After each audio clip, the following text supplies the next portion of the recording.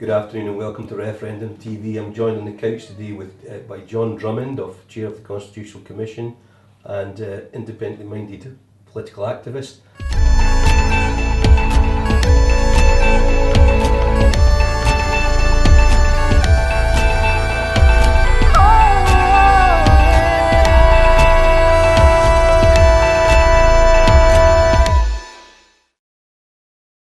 Good afternoon and welcome to Referendum TV. I'm joined on the couch today by John Drummond, Chair of the Constitutional Commission and independently minded political activist, and equally by Mary Lockhart from the parish of Ballingrey. Welcome. Thank you. Good to be here. Good, I'm glad to hear that. Can you tell me a little bit about yourself, just to give the audience some background? Mary, if you'd like to go first, yeah? Well, I'm just someone who has, over a period of time, come to the decision that I'm going to be voting yes in the referendum. I'm a current member of the Labour Party. I'm a former chair of the Scottish Co-operative Party. And it seems to me that yes is the best way to ensure the kind of Scotland, and in fact the kind of UK, that I think would be best for all its citizens. That's interesting. We'll come back to that point. It's a very interesting and I think admirable point. What would you like to see? Yeah, I think I would echo much of what Mary said, and in particular, my particular concern is that what if there is a yes vote, what form the state that is created after that point takes. Because there'd be little point, for example, in transferring sovereignty from a building in London to a building in Edinburgh. Yeah. In my view, that would not do it. There would, as a minimum, there would need to be a written constitution, ideally derived through a constitutional convention reflecting the widest possible spread of opinion, and which would have at its very centre and core the sovereignty of the people. And for me, that's the game changer. That's of fundamental importance. I wonder if you guys could just give me an overview of how you think things stand at the moment in terms of the campaign for Indy. Well, my position is that no one actually knows. I think the psephologists would, for very good marketing purposes, suggest that they, in fact, have a better handle on it than the rest of us. But I have to ask myself how expert they are in understanding how referenda work as opposed to elections. That's an interesting distinction. Do you mean particularly people like John Curtis, or do you mean YouGov or Survation or panel based? I pretty much mean all of them, because, no disrespect to John, he relies very much upon the material produced by the various polling companies. They in turn have processes that are predicated upon elections. Yes.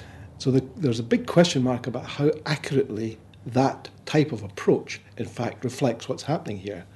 And that's not a small thing, because particularly in the latter stages of an activity like this, an event like this, opinion polls tend to lead opinion rather than reflect it. Yeah. So it's hugely important that those things are done very well indeed.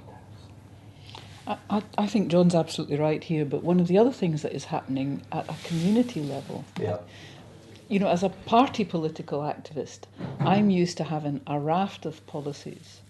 And you start with one policy and you persuade the people of that, and you continue to do that policy by policy until they're convinced or otherwise not. Yeah.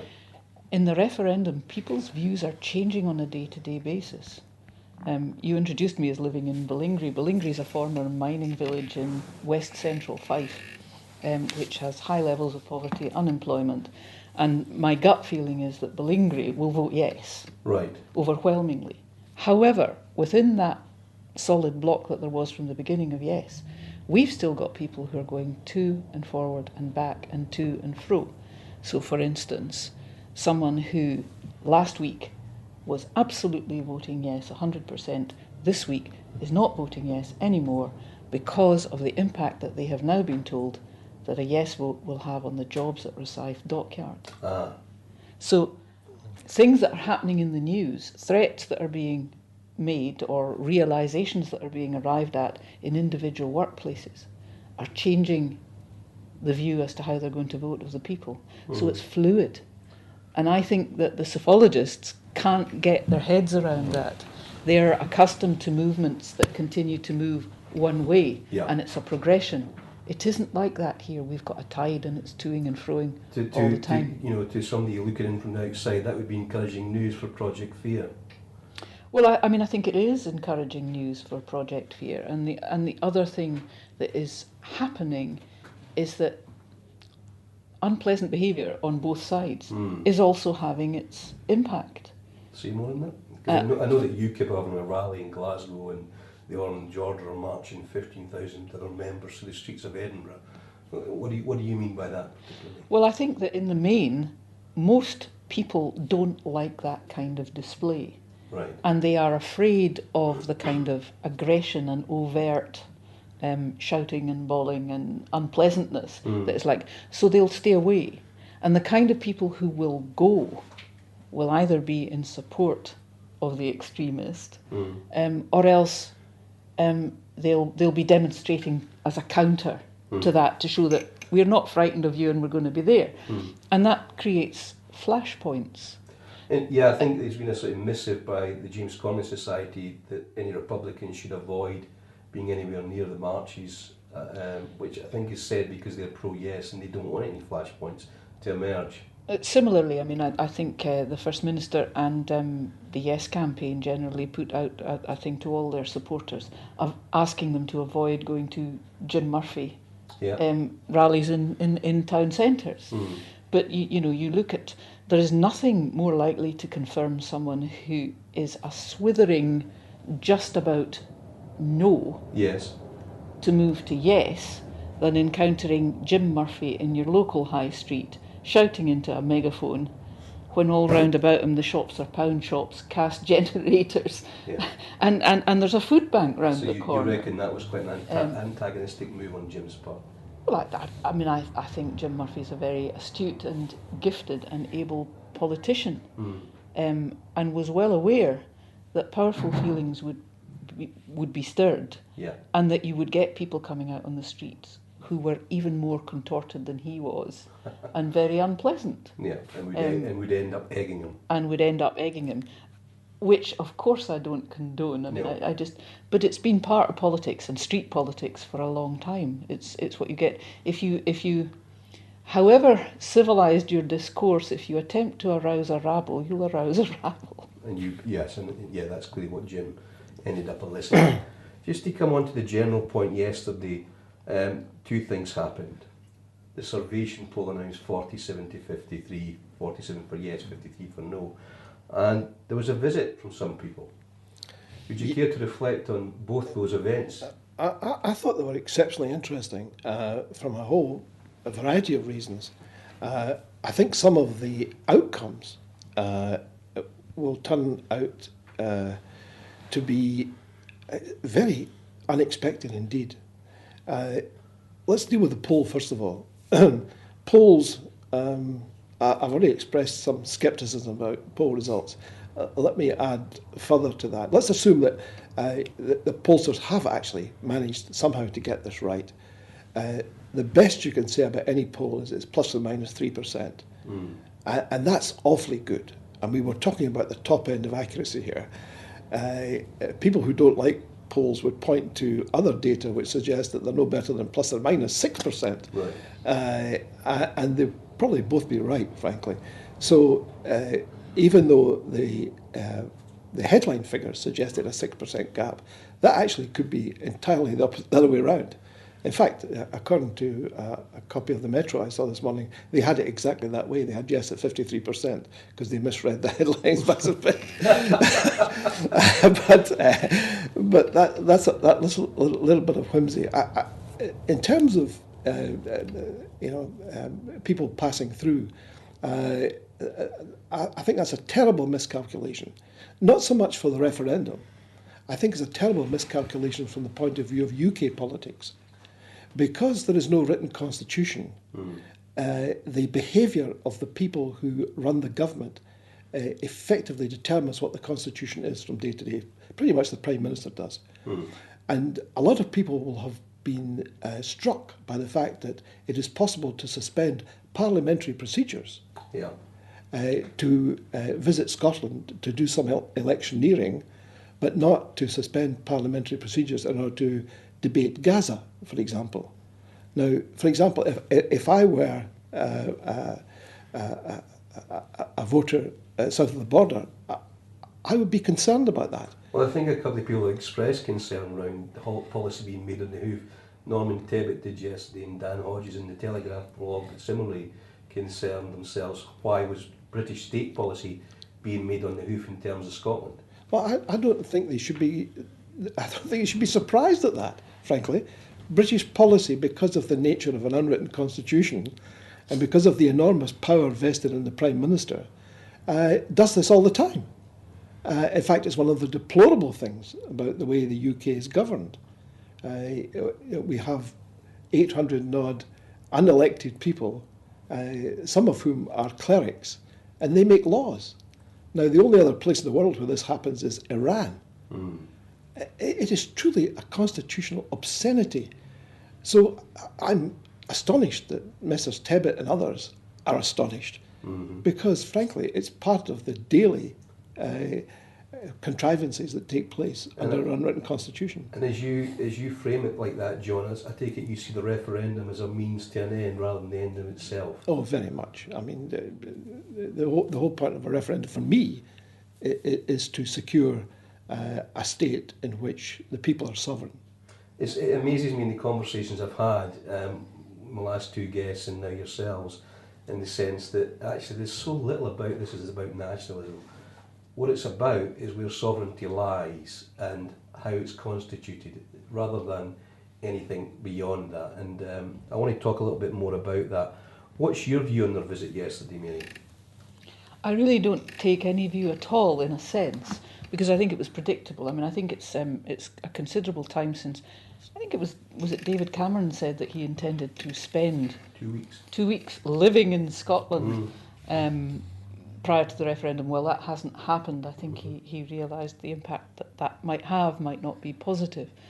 And yet he's got to be seen to do something. He has.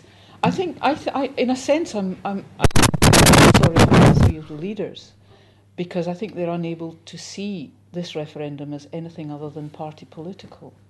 And yet, actually, their own supporters are divided. It's most clearly evident probably in the Labour Party, but I know Lib Dems and I know Tories who, in terms of the referendum, are going to be voting yes. And do they just keep quiet publicly? What do you think? Whether or not they... Yeah, I think they do keep quiet publicly, but I also think that the political parties have become an unwelcoming place to be for their own members who have a different view. Right.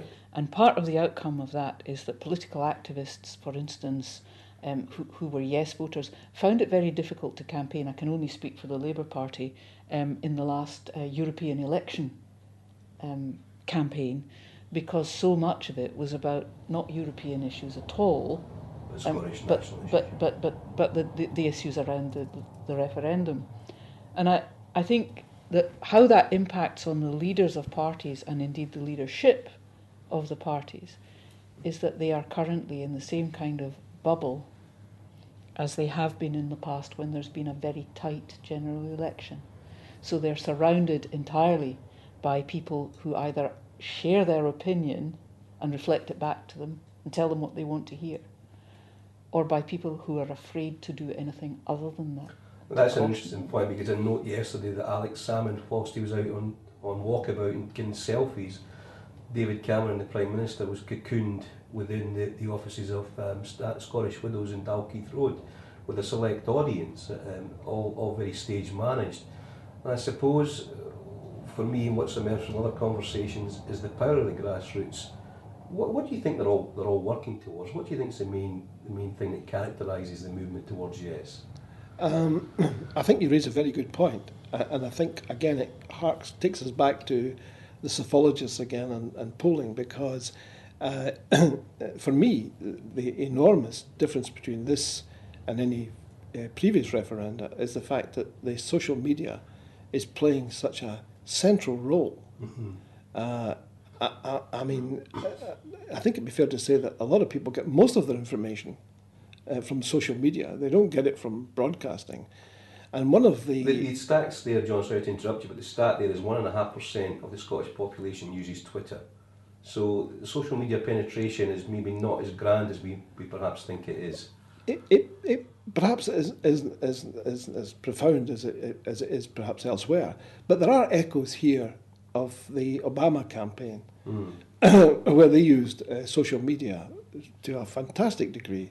Because I remember being in the States at the time, and he was starting his campaign, and one of my breakfast guests fetched out the cell phone, and there was a personal message to her from the candidate. Wow. And I said, "Who is this guy?" And she said, "Oh, I'll forward you some material." And she gets a daily tweet from the candidate. And I'm thinking, gracious. Now, that was all those years ago, because he's now in his second term. So we're playing catch-up a little bit. Yeah. But nonetheless, it is hugely impressive. And the reality is that that has happened, I suspect, there are a number of drivers, but there are two in particular. One is that people like to hear from their friends and colleagues and associates. But secondly, the trust in the broadcast media has pretty much collapsed in the mainstream media. And what that does is people still have an appetite for information. They just don't believe the previous information providers. So in the event that they still need the information, they go to sources that they can trust. And that's a terrible indictment, because one of the victims of this referendum campaign is the mainstream media. They will not be able to recover. I don't know if either of you caught the First Minister's interview with, I think, Haley from Radio Scotland this morning, where the question was asked particularly about the relocation of the offices of RBS and Lloyd's. And before the First Minister could gather his thoughts to respond in a sort of mellow style, the questioner, the interviewer had asked a very quick question in succession, not really leaving scope to discuss. And that, for me, has characterised a number of interviews, particularly with the First Minister. What else do you think people pick up on when, say, the BBC or ITV produce certain shows? Quite honestly, I think that in the younger demographic it's largely irrelevant, because they just don't watch these shows. They are not watching TV. They are watching on YouTube excerpts from debates, so that when the campaigns have picked up Alistair Darling scoring a point against Alex Salmond, then that's there. The reverse is equally true, but I don't think that's where the real change is happening. I think ordinary people are having an unprecedented chance throughout Scotland of actually being in the same room, in the same hall as their politicians. Right, so that's and others and experts. And those politicians and experts, because ordinary people are not used to going to meetings where there is a chairman who says no and you can't speak now and you can do, and put some order into it, ordinary people are speaking to them, and they're either listening or they're not. And the ones that are listening are gaining credibility and credence, and the ones that are not are pushed into the ghetto of the rally. Right. And I think that's what's happened to the Labour campaign. I think the professional style, the rally, as distinct from the meeting in the rather run-down church hall that smells of a dripping tea urn. Right. Memorable image. If you get 200 people going into there, and some people being told, sorry, you can't come in because fire regulations mean that you can't, then something terribly important is happening. It's been extraordinary. And the people, whether political parties like it or not, I think are on the verge of taking that sovereignty that they've been promised. And just to come to you, John, on the issue of sovereignty, as Mary introduces it there, do you think that's what sent the panic amongst the senior members of all established parties?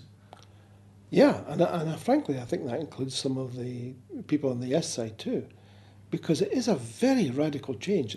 Nothing of this nature has happened on these islands before. You think they don't know what they've unleashed here? Well, of course, because up until now it's all been terribly, terribly comfortable.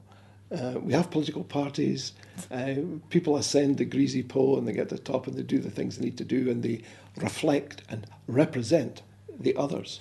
But at the end of the day, the machines tend to work the system.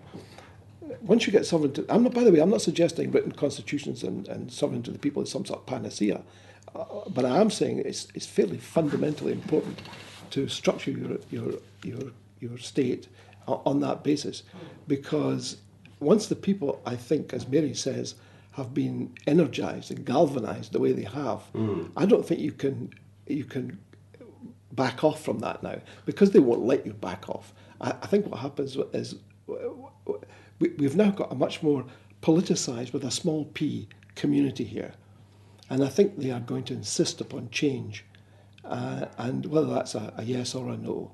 Well, we'll come on to the if yes, if no later on. I mean, I think that's just. Go on, It's just because of what John's saying about, we haven't had this before in our history. I think one of the things that worries me a little is that the closest we've probably had is not within my living memory, but it's within my parents', and that is the general election of 1948, when all these troops came back from the war, and it was expected that it was going to be Churchill. That was the closest thing to our revolution, and very quickly, despite the extraordinary achievements of that first government in establishing the National Health Service and nationalising the mines and setting in train that programme of continuing public ownership, as soon as people got fed up with austerity, which was needed then in a way that it isn't, in my view, now, they voted out that government. They went back to effectively the bread and circuses. We want to see sweeties in the shops, not on ration. Yeah. And I'm afraid that if we are not seen to be driving change very quickly after the vote, then we may be in a similar position. That there would be a widespread disillusionment. There'll be and people will say, God, I wish I hadn't. Done. So and we'll end up with a Scotland which looks very much like the UK currently looks, but smaller. Interesting idea. Can I just bring you on to a more general point in terms of how you think, what characterises it? I know we're touching it in terms of the grassroots movement. What's characterised the campaigns, the yes campaign and the no campaign for you both? Well, for me, it's I went to Vietnam last year, and one of the things that struck me there was they're terribly proud of the development of the Vietnam War. Development of it? Absolutely, and the way it was conducted, and their very unexpected victory. They say it was only unexpected if you look at it from the point of view of the West.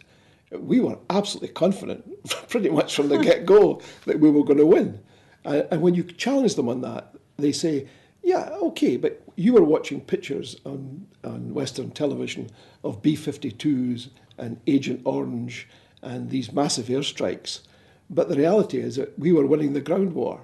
Right. In other words, they controlled the day, but we controlled the night. I'm sort of paraphrasing Billy Joel here now. Robbie Billy Joel, much underrated guy. And I visited the tunnels around Saigon, and I was amazed to discover that these were on 3 levels, because I couldn't understand why the B-52s couldn't destroy the tunnels. For me, it was self-evidently the case that must be so. But the fact is, if you've got 3 levels and it goes down 40 metres, you just cannot achieve that. And when those tunnels run for kilometre after kilometre, and they include field hospitals, and they include schools and nurseries, you then get a sense of how comprehensive this approach was, and why their confidence was so high. Because they knew they could go into the centre of Saigon any time they liked, regardless of roadblocks. I'm listening to this piece of recent history and I'm thinking, are we equating the yesers here to the Viet Cong? I'm not equating them to the Viet Cong at all. I'm simply suggesting that you have to be aware of the ground war as well as the air war. And what I'm suggesting, rather, is that the air war is completely controlled by the British state. Right. They run the air war. They have the heavy weaponry. They can use that weaponry anytime they like. The press, the broadcasters. The state broadcasters, and they just run amok. But you have to then think about the ground war. And I think the ground war is perhaps being won conclusively by yes. Now, whether that's enough to compensate for the enormous firepower of the no campaign is a moot point, and we'll find out on the 18th of September. Mary? I think that the No campaign has been damaged by the fact that actually they formed Better Together in the first place. Say more. Intriguing. You have three quite divergent points of view right from the very outset. Right. Because from the outset, I would suggest that the Conservative Party wanted to keep the United Kingdom as it was. They were the party of the status quo. Right, yeah. The Liberal Democrats for a long time, and Willie Rennie, have been talking about a federal system and a federal constitution. About 100 years have been talking about that. Yes. And the Labour Party never talked about it, really. I'm not sure what the Labour Party was about. They said they wanted change, but basically their panacea was probably the election in 2015 of a Labour government. Bring back Ed Miliband and it would be tackled. So we batten down the hatches for now. So we batten down the hatches. The Labour Party, at the very beginning, discussed in a very last-minute kind of a way whether or not they should back a second question, which would have been basically a Devo Max which question. Is just ironic. And just make us believe. Yeah, but my view is that had the Labour Party done that, had that been achieved and the Labour Party had campaigned from that, we'd be in a very different position from the position we're in now. Because I think most Labour Party members would have voted for that. Right. And they would have joined in a campaign that was campaigning for that. That makes sense. And Labour would also have had a grassroots campaign then. So the war on the ground would have been a different kind of war. Do you think a lot of Labour activists are a bit shamefaced about hosing up in BT with the Tories and Lib Dems? Oh yeah, and I mean from the outset that was the case, and it was why for a long time Labour Party members just didn't engage with it. They didn't. I got the emails every day asking me to come out and go with Better Together, and the only photographs that you could see after these Better Together events were of people who were MSPs, MPs, worked for MSPs or MPs. So they had a vested interest. They had a rather than vested spontaneous interest. engagement. Yeah.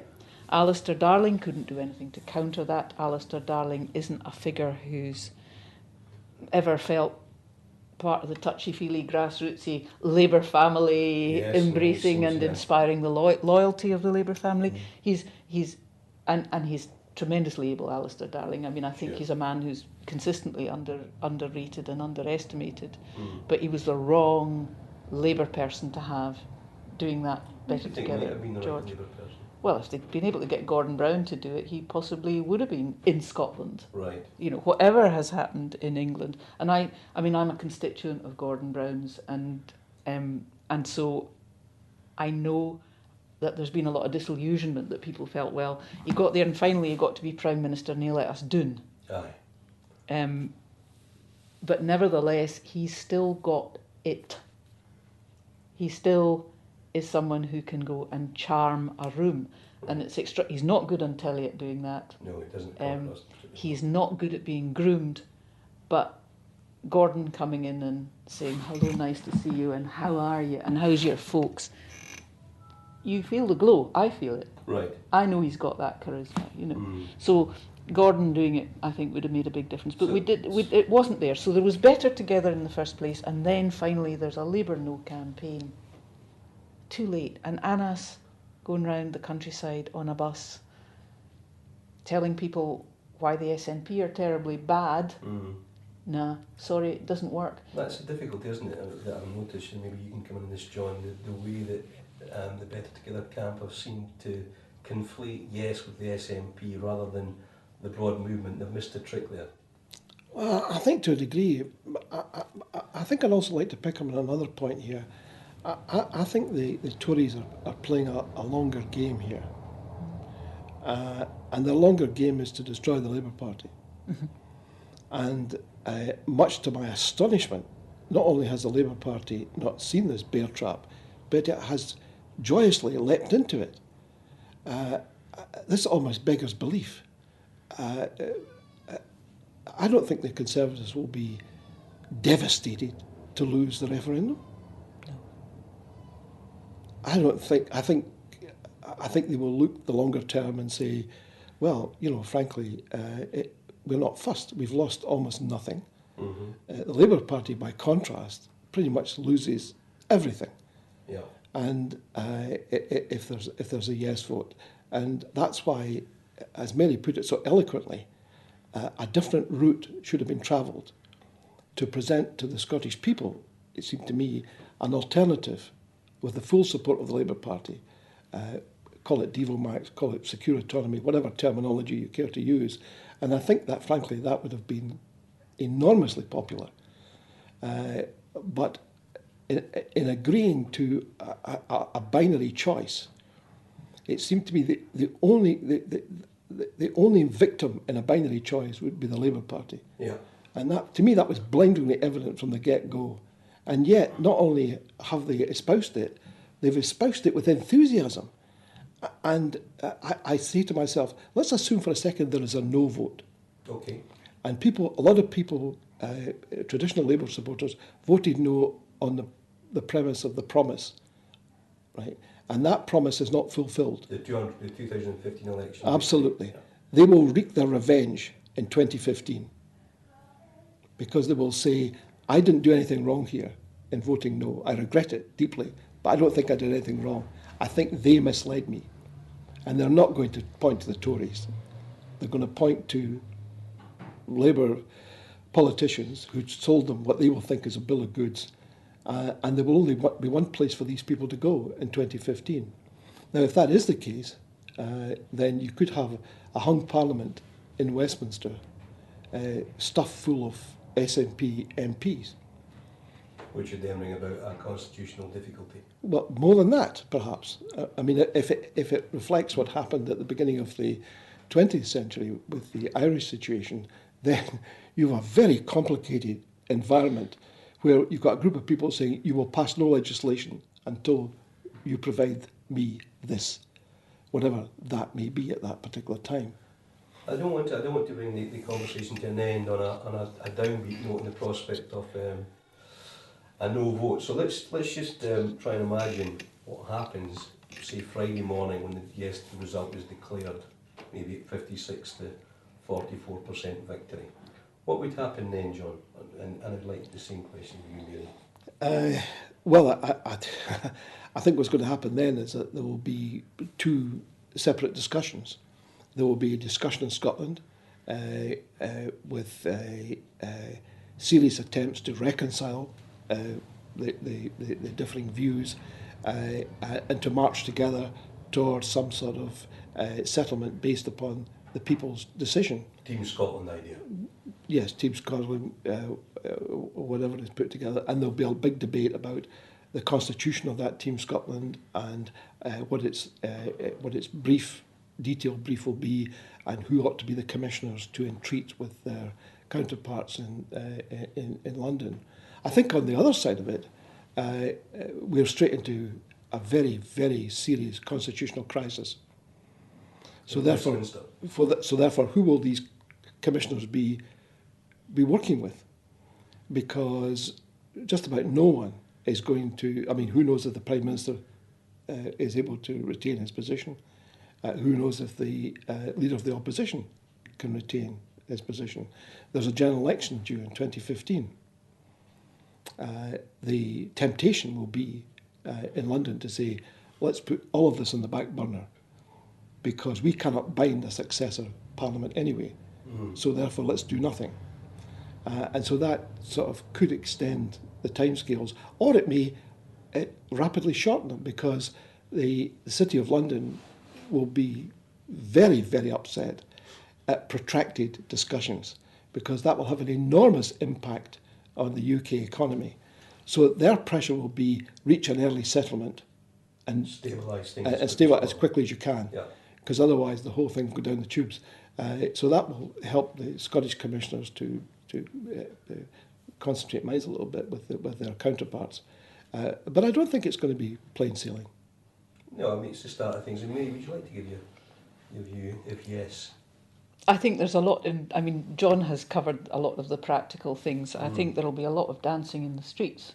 In Ballingree? In Ballingree and elsewhere. And I think that there'll also be a lot of hangovers. Mm-hmm. And then people will be wanting to know, right, what's happening, what's next.